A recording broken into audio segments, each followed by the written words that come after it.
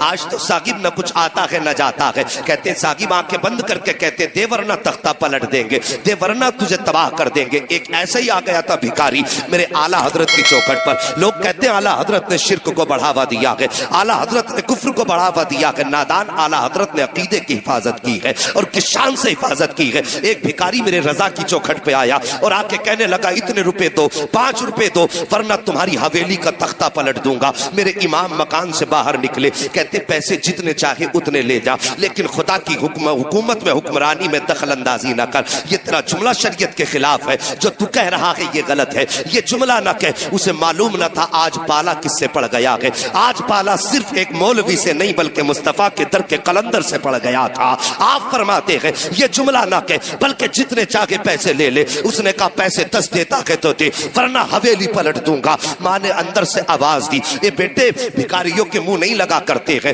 فقیروں کے منہ نہیں لگا کرتے ہیں. اے بیٹے جتنے مانگتا ہے اتنے دے دے. آپ فرماتے ہیں ماں اس کا مصطفیٰ کی شریعت کے خلاف ہے. احمد رضا دینے کو حویلی دے دے گا لیکن نبی کی شریعت کے خلاف. اگر کوئی ایک بھی جملہ بولے گا احمد رضا اسے گوارا نہیں کر سکتا ہے. ابھی یہ باتیں ہو رہی تھی کہ سرکار مفتی اعظم ہند کے بچپن کا زمانہ تھا. آپ چھت کے اوپر ٹہل رہے تھے, اچانک پیر پھسلا, سر کے بل زمین پہ گر جاتے ہیں. آپ کی والدہ کی چیخ نکل جاتی ہے. ماں کہتی ہے احمد رضا میں نے تم سے کہا تھا بیٹے فقیروں سے الجھا نہیں کرتے, دیکھو تمہارا بیٹا چھت سے گر گیا ہے. اتنا سننا تھا. میرے امام کہتے ہیں اے ماں یہ تو ایک مصطفیٰ رضا ہے, اگر مصطفیٰ کی شریعت کے لیے 1000 مصطفیٰ رضا ہو تو سب کو قربان کر دوں گا, لیکن شریعت کا سودا نہیں کر سکتا ہوں. اتنا کہنا تھا. مفتی اعظم اٹھے ہیں اور توڑ کر کے اپنے باپ کے قدموں سے لپٹتے ہیں. کہتے بابا آپ کو جو فیصلہ کرنا ہے کیجئے. مصطفیٰ رضا کو ایک خراش تک نہیں آئی ہے. اعلیٰ حضرت کو جلال آیا.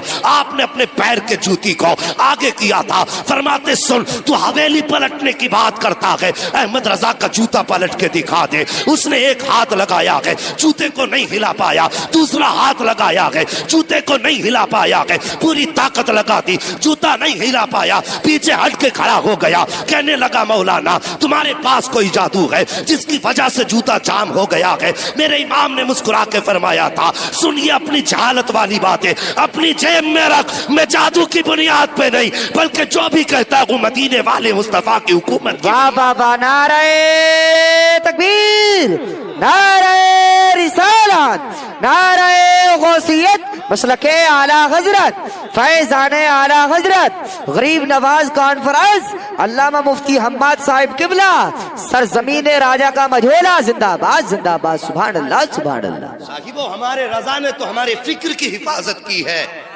اور تم کیسے کہتے ہو انہوں نے شرک کو بڑھاوا دیا ہے.